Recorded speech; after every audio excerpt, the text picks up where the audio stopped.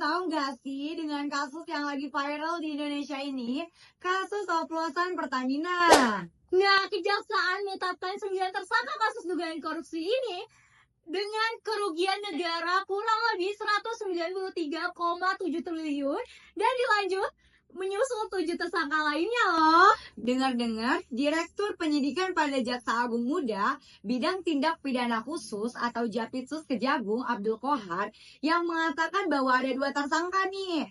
Yang pertama, Direktur Pemasaran Pusat dan Niaga PT Pertamina Patra Niaga Maya Kusuma.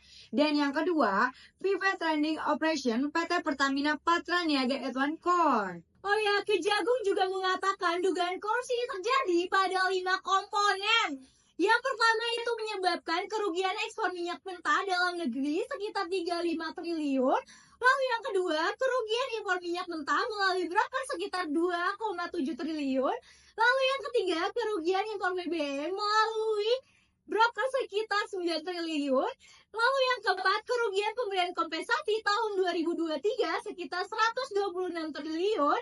Dan yang terakhir, kerugian pemberian subsidi tahun 2023 sekitar 21 triliun. Banyak banget gak sih? Banyak banget ya. Dan di saat yang bersamaan, kemiskinan ekstrim di Indonesia ini melonjak loh angkanya. Sebanyak 3,3 juta rakyat miskin ekstrim di Indonesia yang kelaparan dan juga kebutuhan air bersih loh.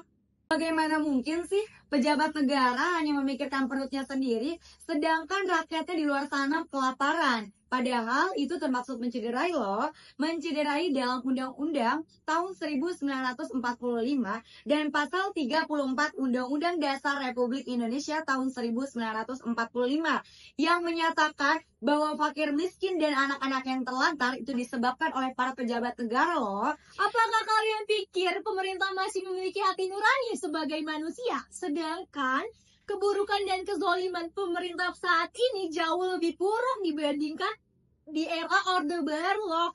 Yang dimana era Orde Baru itu belum pernah ada orang yang bunuh diri karena kelaparan.